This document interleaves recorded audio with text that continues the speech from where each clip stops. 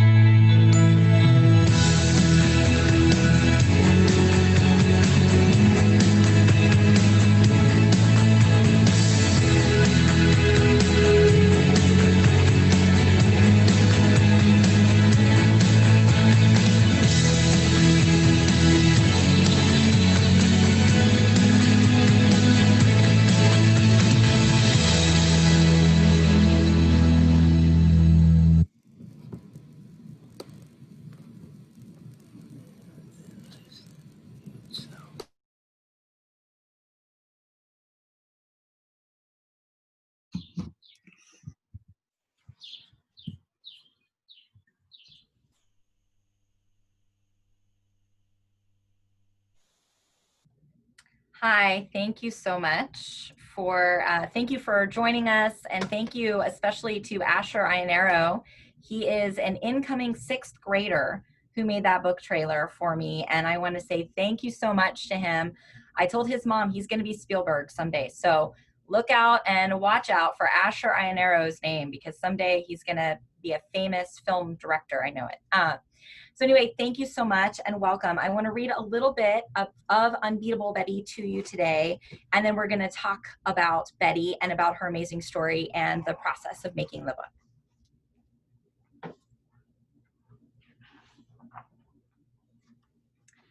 Betty Robinson knew two things for sure.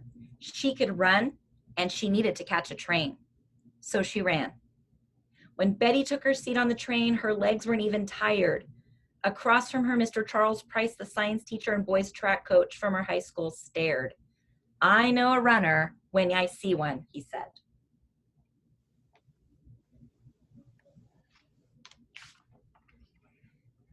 The next day, Coach Price asked Betty to run in the school hallway. Betty's sprint was just short of the U.S. indoor record. "Could you do that again?" Coach Price asked. She wasn't even wearing track shoes. He'd never coached a girl before. Girls weren't supposed to run in 1928. But he asked Betty to join the boys' high school track team anyway. Betty had to run with the boys, but soon she'd be running past them. At her first regional competition in Chicago, Betty thought of her hometown of Riverdale, Illinois, its clotheslines, its backyards, and the streets she grew up running through.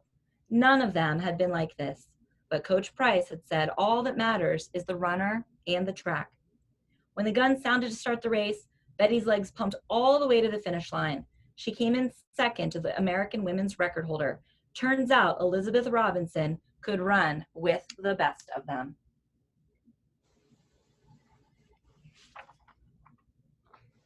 Only 4 months later, Betty was headed to the first Olympics in which women were allowed to run. Betty was only 16 when the boat docked in Amsterdam. She had come to the 1928 Olympics to prove that female bodies weren't too weak for the track.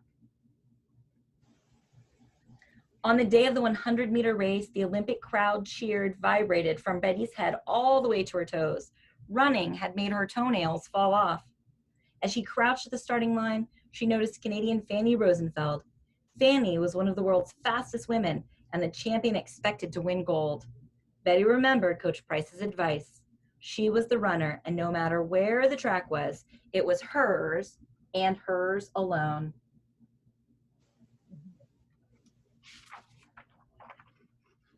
Betty fixed her eyes on the track ahead. She ran until she crossed the finish line at 12.2 seconds. Fanny crossed at 12.3 seconds. In less than 13 seconds, Betty Robinson became the first female ever to win an Olympic gold medal in track and field, beating out the favorite, Fanny. Betty watched the American flag rise high above her. She felt goosebumps when she heard the national anthem. And Betty, who everyone called Smiling Betty, cried. Betty cried not because girls are weak, but because she'd proven they were strong. So that is not the end of Betty's amazing story. And I want to welcome some guests here with us today. We are lucky enough to be joined by my amazing illustrator, Joanie Stone, and by Betty's real-life granddaughter, Brook Doire. So Joanie and Brook, wave so everybody can see you and say hello to you. Hello. They're going to talk with me about the process of making Unbeatable Betty, and we're going to ask Brook lots of questions about her grandmother and how she really was. I love calling her on the phone all the time, right, Brook, and asking her questions about her grandma, like where did she keep her medals and what was it like to play with them as a kid and all kinds of strange stuff. So if you have those kinds of questions like me, you can put those in the chat, and between Mike Russo and myself, we'll facilitate some of those questions going back and forth with me and Joanie, our illustrator, and Brook, Betty's granddaughter. So I want to start a little bit first by talking about some of the things that people asked in the Google survey before the event today. One of the questions that came up and comes up a lot was, how do you get to work with an illustrator? So I'm going to start that one for us, Joanie. For my part, I wrote the manuscript. I found it about 5 years ago with my daughter, Annalise. We were watching a show on the Travel Channel called Mysteries of the Museum, which we love. And we saw not just Betty's story, but her track shoes, which really looked like leather shoes with little spikes in them. And I thought, how in the world did anybody run in those, first of all? And then I researched her story a little bit more, and I found out, as you'll see at the end of Unbeatable Betty, there's a lot more to Betty's story than just winning that first Olympic gold for track and field. Betty was not just an amazing athlete, but she was an amazing person, a survivor, somebody who was resilient. She was training for another Olympics, and she got into a biplane accident and nearly died. she was taken then to the hospital after going to the undertaker, taken to the hospital because they found out she had a pulse. And she taught herself not just to run, but she taught herself to run again at Olympic speed when others told her she'd never walk again. So her story touched my heart and inspired me. I wrote the story about 5 years ago after I found it. I was a little bit shy. I kept it in my computer for 3 years. And my agent said to me 2 years ago, do you have anything else? Do you have any other manuscripts that you think we could look at together? And I said, well, I have this little thing that I worked on, this little thing, you know, and I sent it to her, and right away Jen was like, this is great. You know, where did this come from, this little thing? So it was all credit to Betty's amazing story. And 2 years ago, 2 years and 2 months ago, we were lucky enough to meet Clarissa and with HarperCollins, and Clarissa loved Betty's story as much as we did and said yes. And so that was the start of my work. We honed the manuscript, and then I'm going to pass it to Joanie because really I work separately and Joanie works separately. So my process is very, very different from Joanie's. I do the writing. I make sure that my facts are correct, that everything that I've written is accurate and is the way that it really was for Betty and for her teammates. And then they pass the baton, as it were, to Joanie. So I'm going to pass the baton to Joanie Stone right now so she can tell us about her process. Hello, everybody. Happy to be here. So yeah, so my part comes in after Allison has written the manuscript. I got an email from my agent saying that HarperCollins has this manuscript that they just purchased, and if I would be interested in illustrating. And I fell in love with Allison's story. I fell in love with Betty right away. She is just so tough, and she's a survivor, and she has, through the manuscript, the love of what she does with her running just really shines through. And so I said yes. And then within a couple weeks, I was off and sketching, getting started on the book. And one thing a lot of people don't know is that this is actually the first time Allison and I have met just tonight. The author and the illustrator, they don't really work together at all. So I work directly with, in this case, HarperCollins, with the editor and art director. And so I come in after the story is already written. So a lot of people don't know that. It's interesting. Yeah, I mean, we met 30 minutes ago, and but I had emailed you, I think, and said, you know, thank you so much, because I loved what she did with the book. I actually want to show you my favorite of Joanie's beautiful illustrations. I think it's just adorable, and I showed it to you earlier when we were reading, but look how sweet and cute and just ready to take on the track Betty is there. That's my absolute favorite, although I have many favorites in here. So I didn't see, I mean, I saw some preliminary, I think, sketches, and I didn't see it in its final form until we got a copy that they call an art copy. So, and I cried when I got it, because I was like, she did it. She nailed it. This is Betty. This is her family. I'm going to turn it now to Brooke. So I'm going to put Brooke, Betty's granddaughter, on the hot seat. What was it like, first of all, to hear that somebody wrote about your grandma? We were thrilled. She wasn't someone that people knew about. And every time I would share the story kind of offhandedly with friends on a run or something, they would stop in their tracks and ask me, why haven't I heard about this person? Like, what are you talking about? And so to hear that not only was it going to be a book for kids, but just that someone was going to be writing about her, we were so excited, my whole family. So over the moon. Well, I'm appreciative, and you've been very gracious, because if somebody said, I'm going to write about your grandma, I'd be like, that's my grandma, right? So thank you, and thank your family for being so gracious.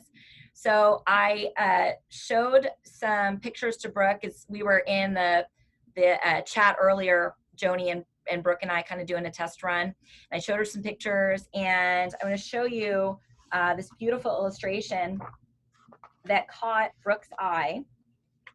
So I'm going to ask Joanie about that process. So this is after, and we talked about this a little bit, Betty's accident and her parents there in the hospital with her. And when I showed it to Brooke, she was like, that looks like my great-grandparents. So Joanie, can you talk about that process? How did you make this so accurate? Well, thank you very much. I was given one small, not very good focus black and white photo of them, so I did have a reference. But I kind of had to do a lot of research of the clothes of the time period, the hair, and I just had a kind of general idea of what they look like. So I'm glad to hear that it really looks like them, because I tried. It'll be fun to have like the whole family see the book and see what they think. And anyway, so another question that I was asked was, how long did the process take? I've kind of already started to answer that, but 5 years ago, I found the story. I wrote it right away, but it's been many, many versions since. I was shy for 3 years. That was silly, guys. So if anybody's out there and you're an aspiring writer or illustrator, I think Joanie and I would both say, don't be shy, right? Share your work, get feedback on it from writers that you trust, from illustrators that you trust and love. And so when I finally shared it with my agent, she shared it with Clarissa, we all had kind of the same vision and loved Betty's story. And then it took about 2 years to produce. So there was, the manuscript wasn't quite done. There was a lot of me going back and checking things to make sure that everything was accurate. There was a lot of me kind of wordsmithing and retooling things. Joanie, on your end, how long would you say from the minute that you got the manuscript to when you finished your last sketch that would be? Yeah, it was about a year process for me, which is a lot longer than most of my other books take. This book took a bit longer. It was about 11 and a half months total from the first sketch to when I turned in the final art. And that's because the editor and the art director, they were very determined to get this book right and do it justice, as we all were. So there were many, many revisions, many different versions of each page. And in the end, I'm glad it was tough, but I'm glad that we went through it, because I think really proud of the final product. Do you think that nonfiction piece adds to it as far as the time it takes, right? Yeah. To get right. Yeah. Because there's a lot of research, and the fact that it's based on a real life person, you need to have it look like her to the best of your ability. And I did have photo references, which is great, but they are from the past, so they weren't like crystal clear. So it was a little tough, but I really tried on each page to actually get it to look like her and get her determination across. That was a big word we talked about, is her determination, her enthusiasm. So we worked really hard on her facial expressions as well as her runner stance. Joanie, can I ask, when you're illustrating, do you have watchwords? I mean, when I'm writing, I keep words around my computer or around my writing desk on Post-its. Resilience was the word that I had for this manuscript. Do you have something similar that you do to keep you focused in the work? Not really. What I'll kind of do it visually. I'll have like a board of images, because I'm a visual person, a board of images that kind of are in the direction I want to go towards, and reference images. So I look at that kind of before I start my day. Yeah. And I wanted to give you another compliment too. Mike Russo and I were looking at the book again before the meeting started, and he said how beautiful it was done, because you were able to capture not just the time period, and I want to show another one of your beautiful illustrations so they can see that. So you're able to capture not just the time period, but you also were able to make it feel quite current. I thought you did an amazing job. Thank you. I think that'll be great too for kids as they're reading and looking at it, that they're going to be able to connect to that manuscript, to that book. So one of the questions that was, ironically, folks, this was the hardest question that anybody asked me in the survey before. How do you deal with writer's block? How ironic is it that I was like, I have writer's block answering that question, okay? Some of my writing friends out there might be feeling the same way. So I'm going to turn it over to you in a moment, Joanie, but I'll answer that for myself. Sometimes the best thing I can do is like get up from wherever I am working and walk around, walk outside, do the laundry, do the dishes, make sure my kids have like eaten for the day, which is good usually. Do something to get my body and then my head out of that space before I have to return back to the work and back to the manuscript. So sometimes it's just kind of a removing myself thing. Sometimes I like to doodle in a way with words. So I'll do another writing activity or exercise that I just find in a writing book or online or something I make up in my own head. and write a scene, not necessarily in the manuscript that I'm working on, but put my character in a strange situation or a strange place and see how they would get out of it, or how they would interact with that, especially if they're a historical person like Betty Robinson. So Joanie, what is the Illustrators version of writer's block? Do you call it Illustrator's block? And if so, what do you do? We definitely have it. I don't know if there's a word for it, but it is like writer's block, where some days it's just not coming. It's not flowing. You feel like you can't draw. You're all a sham. And we definitely have those days. And I do the same exact thing you do, where I'll just take a break. And then what I like to do is look at work that really inspires me and gets me excited. Other picture books, people I look up to, and that really kind of jumpstarts me into, yeah, let's do this. Let's do this. I got this, right? So what did inspire you? We'll go back to this, then I'll circle back to talk to Brook a little bit about her grandma. But as an illustrator, what inspired you about Betty? What's inspirational, or what lesson did you take from her story? And I'll go to Joanie first. Yeah, for me, she was tough, and I really look up to that. I mean, what she went through, and what she persevered, and she overcame so much in her life. And I just imagine that she just maintained a positive attitude through all of it. I mean, I'm imagining it in my head, but she must have, in order to get through it all. And that really spoke to me, yeah.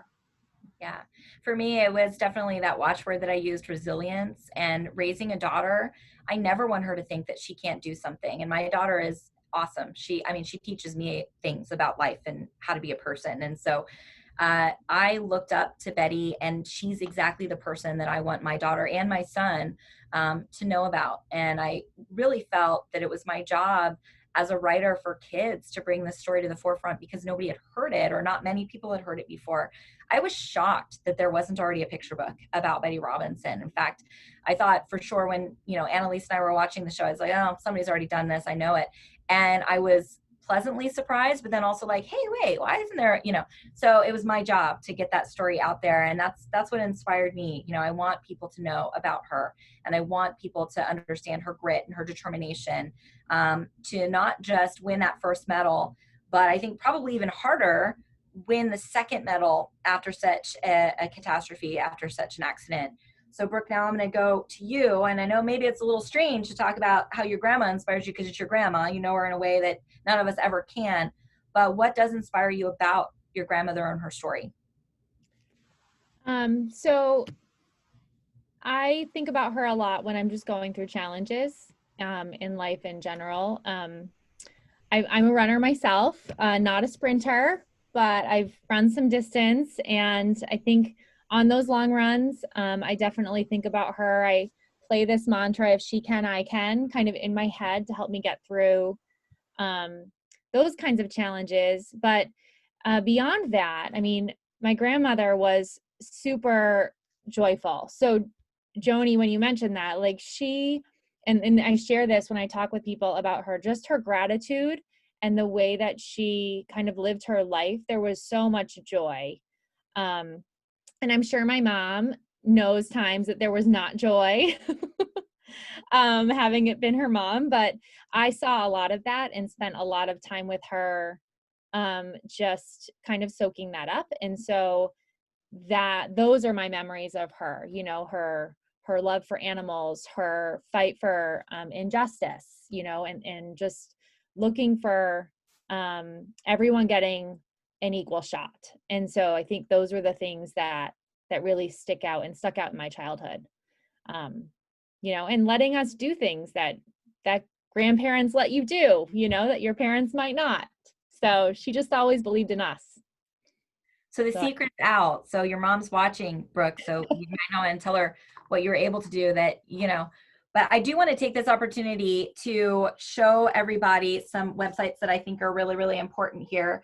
The top one, of course, is Russo's Books. So thank you to Russo's Books.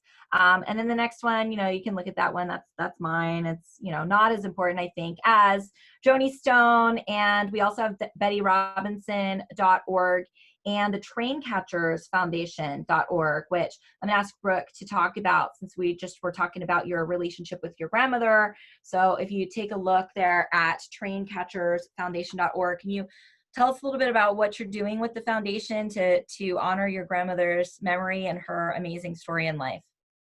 Yeah, so my family has started a foundation in her, just to protect her story and keep her legacy alive. And our mission and vision is that at some point we'll be able to present an award to a young amateur athlete who is kind of trying to catch their train, so to speak. So whatever that might look like, we haven't quite decided all of the necessary pieces and all of the details, but the foundation is up and going, and we have the website, like you said, to, you know, just carry her spirit along. And this is what she fought for post Olympics. You know, she spoke with young people and encouraged the Olympic Committee, the U.S. Olympic Committee and USA Track and Field to open their doors to women and to, you know, reach out to young people and kind of share that they can do what they put their mind to. And so we want to carry that on for her and be able to help other people that, you know, kind of are trying to reach their goals. That's amazing. What a great tribute to her, right? And I wrote in the author's note at the end, and I really believe now that I've gotten to know Brooke, the best legacy that Betty has is her family. And so the amazing work that they're doing on behalf of her, I think is to be applauded. I want to ask another question that kind of came to us, and we've touched on this a little bit, but how challenging is it to write about a real person? So really challenging is my answer. I want to get it right. And I feel validated that from, you know, what Brooke has shared with me, she felt like I did get it right. Joanie, you talked a little bit about that unique challenge. Was there any part that made you a little afraid of illustrating the book? Yeah, for sure. I'm not a writer, so I had to do a lot of research about the way people look when they're running, and a lot of effort was put into making the book have more energy. That's a lot of the feedback I got was she needs more energy, more movement. And so that was probably the biggest struggle for me in getting like the way that they are lined up at the starting line, the way their hands are positioned, like all the details. I had to do a lot of research about that. So yeah. So when kids and parents and teachers and librarians look at this book, they know Joanie got it right. She did her. Hopefully. Yeah, definitely. We want to encourage folks in the chat to start asking questions. I know some of you submitted them before, but if you have any questions for Brooke about the Train Catchers Foundation or about her grandmother, I mean, I ask her weird stuff all the time, like, where did your grandma keep her medals? Which I find interesting, fascinating. Brooke, did grandma keep them just like on display in a trophy case for everybody to admire when you walked in her house? No, you wouldn't have known that she was an Olympian. She kept her medals in a Russell Stouffer. Actually, I brought it out because there's a little token that I bring with me when I speak to young people and share her story, because I get nervous in front of large groups. So I bring this with me. This is the box, and she had her medals and her Olympic medallions in her bureau in this box. And then I bring this little medallion from 1928 with me as kind of a good luck charm.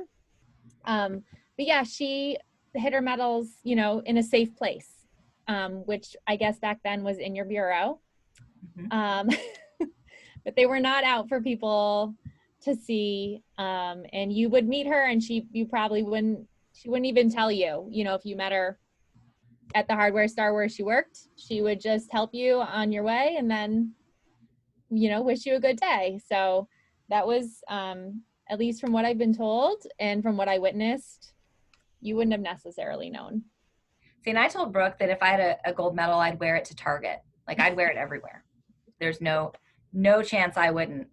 My cousin is smiling because she knows me so well. And she's like, yes, you would wear that to Target. Yeah, I definitely would. So how old, Brooke, were you when you found out who your grandmother was and how amazing she was? I mean, how old were you when you heard the Olympic stories for the first time?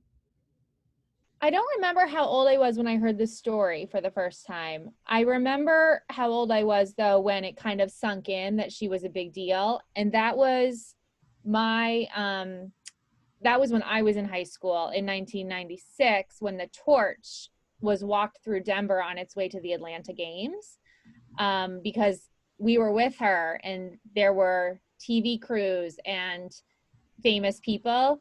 And as a high schooler, I was kind of, my eyes were opened to the, you know, level of amazingness that was my grandmother. So that was probably the first time. And then as I told the story to more people, or now as an educator, if I tell the story, the reactions I get kind of confirm the caliber of her story and what she accomplished. So I think but it took a while. Like, we were just, you know, she was just my grandmother who made us like unhealthy snacks for many years. Did she encourage you to run? No, funny enough, she did not. She encouraged us to do what we loved, and there wasn't a track team, I don't know if there was a track team at my high school. There probably was. I was a gymnast, so I was kind of already in that lane, and didn't run. And my mom also did not run until she got older. So now we're both runners, but I don't know. I kind of wish she'd been like, hey, you should go run a sprint and see if you're fast, because who knows, maybe my tips would have been different. Yeah, or giving you like tips and pointers. Wouldn't that have been amazing? Right? Yeah. That is amazing to me. I mean, that you didn't necessarily kind of grow up with this legend, but I mean, it was just your grandma. So your grandma's something different. Are you ready for hopefully an immediate onslaught when people find the book and start asking you questions about her? I don't know. I think so. I mean, I don't know what's going to happen, because it hasn't ever, you know, it hasn't ever blown up like that. So I don't know. I love answering questions about her. Young kids usually want to know a lot about the accident, and they want to know about, you know, a challenge maybe I've faced, or they want to know, there's little things about like the fact that she brought 2 left shoes to her first Olympic race. Like, there's little things about her story that I think really resonates with young people. So that's who I love sharing the story with the most. And, you know, adults also obviously connect with the resilience piece, because by the time you're an adult, you've definitely faced hardship. So I think there are some lessons from her life. So I definitely think it's connectable no matter what age you are, but we'll see what happens with the Olympics and the books coming out. So that's exciting. And I know that we have a question in the chat. Mike, just let me know, but I wanted to show some more of Joanie's amazing artwork and just how beautiful it is on the page. There she is coming back, the Golden Girl, after the first Olympics. And I loved this. I don't know if you can see all of the records that are there on the American flag. And then just the kind of juxtaposition with the next page, her training, and then the accident. She talked a little bit about the accident.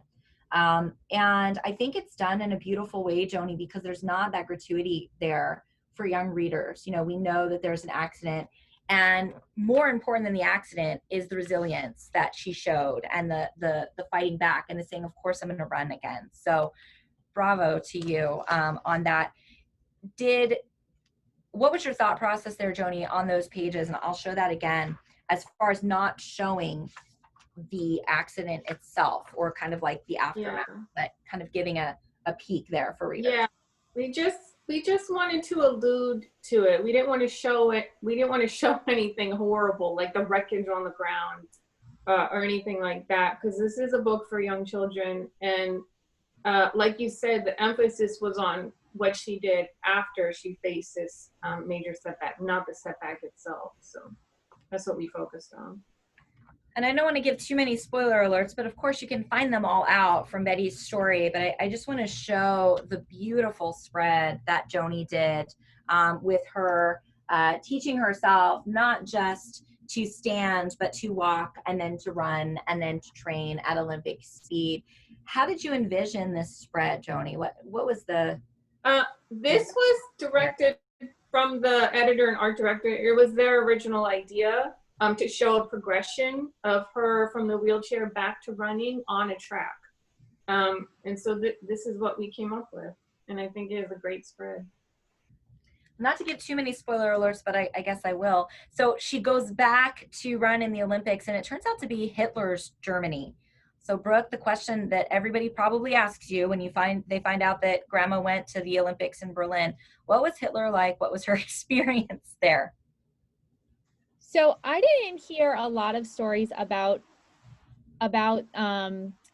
Hitler himself, or, you know, specific things. And I think my grandmother, they were so involved in making sure that they were like, everyone was safe and everyone was there to run and like represent the United States. And so I think they were somewhat sheltered from like anything that would have been viewed as I don't know, like political, or like what we hear about what happened. She spoke mostly about that win, and that medal was really, really meaningful because she had worked so hard. So when I heard her tell stories about 1936, it was more about her team and how they came together and how they just really, you know, showed up for the US. I mean, that was also Jesse Owens' Olympics, and he obviously, you know, made his name known that during those Olympics. So those are the stories that we really heard more about, and I'm glad for that. Like, I know that he was there, and I've seen pictures, and I've heard stories about different interactions with him and the team, but I'm kind of glad that those weren't the things that I heard most about from my grandmother, and that, you know, it was more about that teamwork. They became very close, and she remained friends with many of the team members from the 36 Olympics. So those were kind of the things that I took away from those games. Were there reunions? Since they remained close, did they There meet were. years later? She visited her teammates. My mom has told me stories of, you know, stopping to meet Jesse Owens and at his house for lunch. And then as the Olympics, you know, for events, when the Olympics would come every 4 years, they would also do different things. So I've seen, you know, pictures of her with the team with their medals, and, you know, post the 36 games. So I think they really grew a bond, you know, over those weeks, and stuck together. You had told me that before about Jesse Owens, and that like blows my mind. Like, oh yeah, just gonna hang out at Jesse Owens' house. No big deal. That's extraordinary. That's amazing, right? But to your grandmother, that's life. I want to show everybody a beautiful photo that your family allowed us to use in the book so that they could see, and I know that they saw it from Asher's video, but that is Betty, and how adorable is she in her hat? Just love that picture. So does my mom. Yeah. So Mike is telling me that there are other questions in the chat, and we want you to encourage you talking to us. Mike, I'm not able to see them. Can you feed me the questions that are in the chat? Oh, he's feeding them to me. Does Betty have siblings? So I'm going to let Brooke answer that one. Yes, she had sisters, no brothers, and they were close growing up. My mom has given me the family tree multiple times, and I write it down so that I don't forget. But they, and then she also had my mom, and my mom had a brother. So I had an uncle, and the family was close in that, like, my grandmother's, one of her sister's husbands, if I get this right, was actually one of one of the people that were really important in her return to running. So Jim helped her kind of get up and run every day, and he used to ride alongside her in a truck, and she would run. So she had an incredible support system, which I think is a really important thing. You know, her parents allowed her to travel across the world at the age of 16 and compete in those Olympics. So she definitely had a support crew that I think was a lot, like leaned, you know, she used them to help her come back. And when I share her story, I remind people of that. Like, you don't have to do it alone. You need to find those people that are going to help you and lean on them. And part of what struck me with Betty's story is she was the it girl, the golden girl. She was, you know, America loved her. She was a sweetheart. But then she had to work and learn to be part of the relay team with that second Olympics in Germany. So it wasn't just all about me now. It was learning to pass the baton literally and figuratively. And I think that's a really important part that you hit on in her story. You know, that support system, not just being part of one, but and reaping the benefits of being part of one, but being a great support to others yourself. We had a question come in. Do you still have the medals, and where are they? So my family has the medals. We used to have them in that Stouffer box by my side here, but we don't anymore. They are currently in Colorado Springs, Colorado. They are going to be put on display at a museum that was supposed to open in May, but the date has been postponed. But it will be a museum to honor Olympic artifacts and Olympians. It is beautiful, the museum, and we're so excited for it to open. But there will be a location at that museum where her medals will be on view, as well as some other artifacts that we've lent that museum. Can I ask a really weird question? What does it feel like to hold an Olympic gold medal? I mean, how heavy is it really? Probably not as heavy as you're thinking. Really? Okay. Yeah. I have like medallions that I keep with me that are around the same size. So like this is one. So they're not giant. Some of the medals nowadays are much bigger. But it's not big, but it is beautifully etched.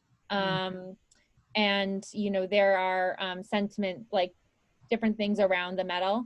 So they were gorgeous. I'm sure Joanie would, as an artist, would very much appreciate.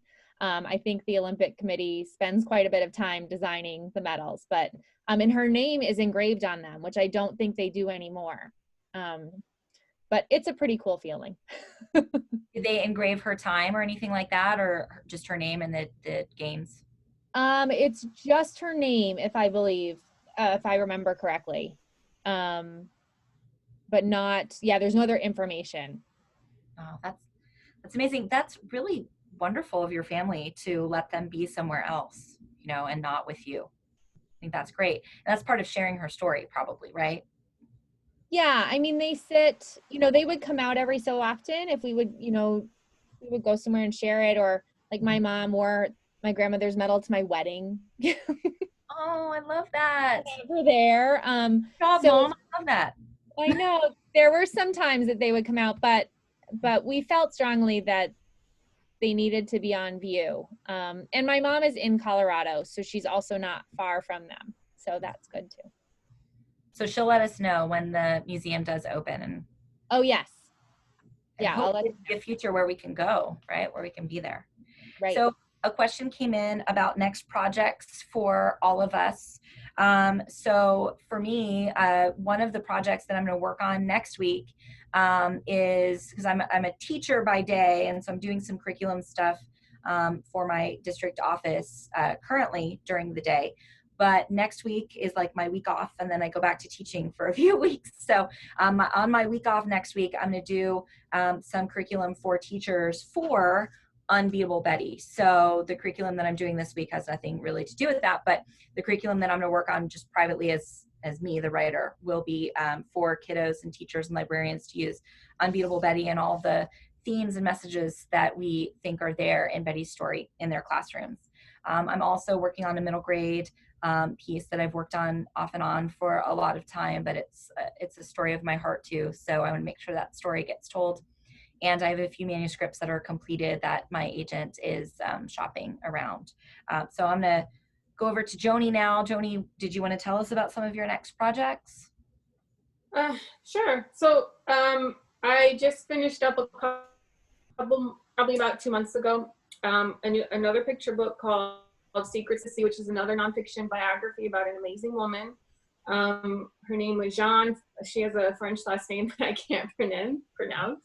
But she was like the first person to build and design an aquarium for scientific study. And this is in the Victorian era. Wow. So yeah, I keep getting, this is like my fourth nonfiction book about like strong women, and I'm 100% for it. And so that'll come out next year. Great. And any other work that you're currently working on that you want to talk about, or? Let's see. There are a few other books. There's a book called Beast and Show, which is totally different from this book. It's like a silly book about a little girl who enters her dog in a dog show, but the other contestants are magical. So they have a hard time competing. So there's a dragon, there's a Pegasus also competing with just a normal dog. And it's just a really charming, silly book, which is totally different from this. But that was done at the same time as the Secrets of the Sea books. So it's a little hard to go back and forth between the two styles. But I was going to ask you, was that purposeful on your part to kind of be able to use both? Okay. Kind of like whatever comes my way. If I'm into it, I'm like, yeah, let's do it, and then we make it work. That's great. And then Brooke, I want you to talk a little bit more, if you'd like to, about your website, the bettyrobinson.org and the traincatchersfoundation.org, and what's on the horizon for you. Thanks. Yeah. So bettyrobinson.org is a great place to go and learn about her story, and also see pictures. We have an Instagram account that has a lot of pictures and just positive things about how you can kind of do some of the things that she did, reach your goals and things you can do to get there. And then the train catchers, we're really just working on the programming for that, which is I'm working on getting out there and speaking with more groups that might be more virtual, but talking with kids and athletes and teams about my grandmother and kind of how she made it happen for herself by looking back at her life and thinking about the themes that just came up over and over. So we're just doing a lot of work as a family and trying to make sure that we honor her as best we can and make this thing happen, because it hadn't for so long. So that's our goal for train catchers. So we're working on it. In my time when I'm not in the classroom or Zooming with my students. So that's what we're doing. It is a Zoom life these days, is it not? And thank you, by the way, everybody, for doing this with us. A virtual book launch is a sort of a strange territory for all of us, but I think we're navigating it okay. Here we have the websites. I wanted to show those again so that you could make note of them if you would like to check out anything that Brooke was talking about, Joanie's work, my work, or Russo's. And a question came in. Mike just gave me, Brooke, this is for you. Who did your grandma look up to for inspiration? I think my mom, so I've asked this question before to my mom, and I'm pretty sure it was her sisters and her dad that she kind of looked up to growing up. And I would imagine her mom too, but I think her father was an inspiration. He had been a runner as well, and he also had faced some hardships throughout kind of her childhood, and and growing up. And so I wonder sometimes, I don't have this, she's not here for me to ask, but I do wonder if, you know, seeing him kind of struggle at times had helped, because, you know, had helped her kind of get through hard things as well, just because the depression hit and there was a lot of challenges, you know, during her young years and her teenage years. So I think she really looked up to him as, you know, as she grew up. And it's worth noting again, she was born in 1911. So her life, you know, and her growing up was very different from lots of ours. So her experiences and the idea, again, that women or girls weren't supposed to or thought of as runners, I think it's an amazing thing. Did she ever talk to you about that adversity? Did she ever talk to you about thinking she couldn't do it or shouldn't do it? Or was it always just like, I'm doing this?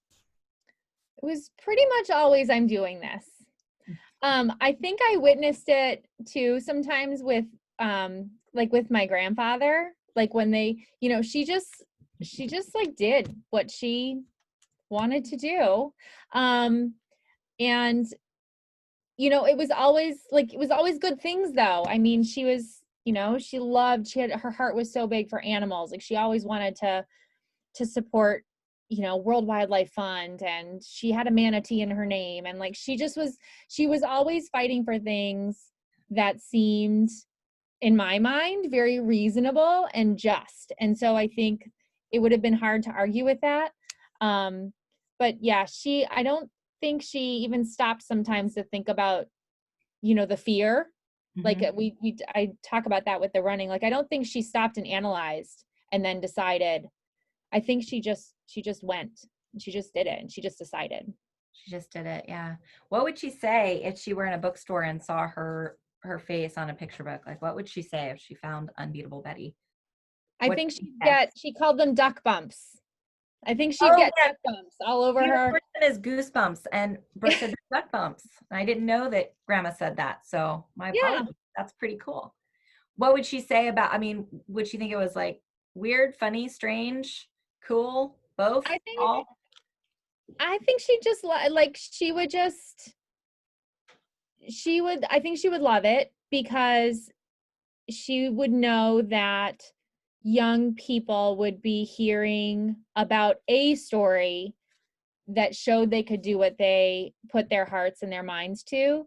I don't think she would be like, they're hearing about me. I think she would be more about like, my story is here and it's going to help, you know, the message is going to help others. And yeah, I don't know. I'll have to ask my mom though, when this is over. Maybe she would say something. Let Mom answer. Can we do that, Mike? Can we let Mom answer? Oh. Her name is Jane. I found her. I'm gonna ask Jane to unmute you. Is that okay? I don't know if I did it, Mike. Maybe you have to do it for me. Oh, there it goes. Okay, Jane, can you hear us? Yes. We can hear you. Hi. Hi. Hi. You're adorable, by the way. So what would your mom say? I think I would reiterate what my daughter said. She would say, that is really cool, not because it's me, but because it's getting something out to people that she tried to do in lectures. So I think she would embrace it totally, especially looking at the illustrations. Oh my gosh, I was just gonna message, oh my goodness, they are amazing. And she would totally embrace how she's represented. Like, incredible. Just beautiful. Music to my ears. Thank you. How adorable is that? Thank you so much. That's pretty neat. That makes my heart so very happy, and I can tell it makes Joanie's heart so very happy too. And we thank you for being so gracious, you know, to share your mom and her story with us, and we hope to share it with many, many people. And I think you're right. You know, if she kept her medals in Russell Stover's candy box, she probably wasn't seeking the fame for herself. It was about the fortitude and resilience in her story and her grit. So thank you very much. So Mike is telling me we have a last question, and that is, who is my inspiration as a writer and who inspired me to start writing? So, you know, I'm trying to be very professional, but my mom and my dad are here, and I love them so much. And I just want to say hi and thank you. My mom was there's my mom. My mom was my first grade teacher. My dad was my principal. And I only got sent to the office one time, guys, so it's pretty good. But they never told me I couldn't do something, never. And they always told me that I could do whatever I put my mind to. And so I think that's probably why I connect to Betty's story on so many levels. My mom encouraged me to be creative, to draw, not nearly as well as you, Joanie, but she encouraged me from a very young age to do whatever it was that was my creative pursuit. So I would say that they were the ones who inspired me from when I was very, very young. My husband and my two adorable kids are on too. And so Eric and Aiden and Annalise, I love you. And, you know, I dedicated the book to Annalise because she has fire in her eyes and in her spirit. But both of them, they teach me how to be a better human being every day. And my husband is always supportive, and he like takes them to the movies and stuff so that I can get the writing done. So it's all about them. As far as inspiration, Alexis O'Neill, the fabulous writer Alexis O'Neill is, I feel lucky to call her a friend, and Rebecca Langston George. I look at their picture books, I look at their work to aspire to be just like them. So, you know, I'm always looking. I love Brave Girl. I love all kinds of nonfiction picture books. That's kind of what I migrate towards. So when I'm looking at stories and I'm looking at beautifully illustrated picture books that tell a story that I think is important. So those are the people who inspire me as a writer. Joanie, I'm going to turn it over to you. Who inspires you as an illustrator? Well, I'm going to mirror what you said a little bit about my parents being 100% supportive. I always I didn't know exactly what I wanted to be, but I knew I was going to be an artist of some sort at an early age. And they never once said, well, maybe you should have a backup or anything like that. They were always 100% like, yeah, of course you can do it. So I really owe a lot to them. In terms of illustrators that I look up to, I don't know. I mean, I really look up to a lot of different ones, and a lot of even like early Disney animation, and the little golden books of the 50s is kind of my jam. So I love them too. Maybe that's it. We have a kind of an old soul, you and I, Joanie, and that's why we want to write nonfiction. Yeah. Vintage is what I'm all about. So Brooke, as a teacher, as a mom, and forwarding, you know, your grandmother's ideals and vision, who do you look up to? I know your grandma, but is there anybody else you want to talk about that a little bit too? Oh gosh. There are a lot of people along the way that that inspire me. I think my mom and dad my mom is, you know, an inspiration. She's very much like my grandmother in a lot of ways. And my dad used to call us the Three Musketeers. We were very similar.